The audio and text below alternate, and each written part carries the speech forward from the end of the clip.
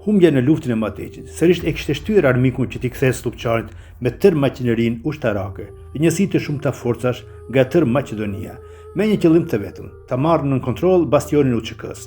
Aty ishte vendosur edhe komanda qendrore dhe shtabi i përgjithshëm bashkë me logjistikën dhe shërbimin mjekësor urgjent. Që në mëngjesin e hershëm të 8 qershorit, forcat ushtarake maqedonase kishin filluar të ngjitën Kodrës prej vendit të quajtur Udha e Qerrës, drejt Belibregut, për të ngjitur në pozicionin më strategjik të vendit, Ara Hasarit, nga ku do t'i afroheshin në distancë 150 metra pozicioneve të UÇK-s në Kodrën e Hisarit të Madh. Me eliminimin eventual të atyre pozicioneve, do t'i hapi rruga për të futur brenda në fshat nga pjesa lindore e fshatit.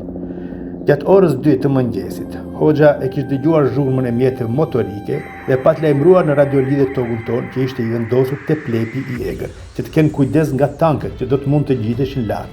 Por, pasi që ata ishin në pjesën më të ulët të terrenit, nuk ishin arritur t'i dëgjonin dhe nuk kishin pasur mundësi që të ndërmarrin diçka.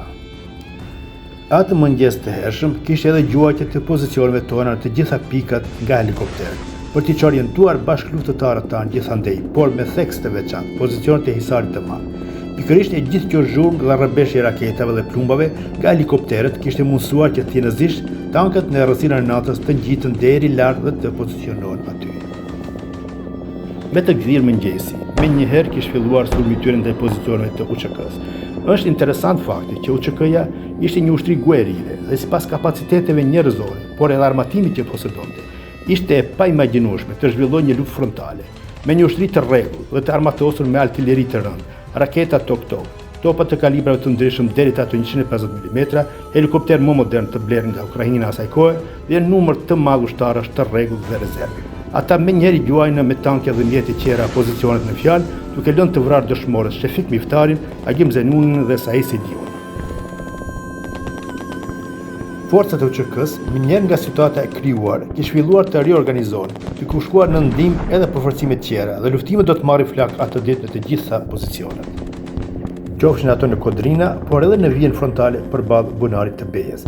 Luftimet të ashpërta dhe sulme me helikopter dhe tanke Ushtria Sllav Maqedonase po ndërmerrte edhe te pozicionet tona, të atyre në mes dhe te plepi i egër, por gjithashtu tentime për depërtim kishte edhe te pozicionet e kurisë së plak. Këtë ditë, në orët e paraditës, bie dëshmor edhe Shenasi Ibrahimi si pasojë e këtyre sulmeve. Qëndresa e tij me shokët e vet kishte qenë vërtet heroike në mbrojtje të pozicionit të asfaltit, ku distanca ndërmjet pikave tona dhe ushtrisë maqedonase lëvizte nga 600 deri në 150 metra, duke krijuar situata skajshmërisht të rrezikshme dhe me pasoja të rënda. Luftimet nuk po pushonin edhe në mbrëmje dhe gjuajtje me minahedhës të rëndë pa ndërprerje po vazhdonin.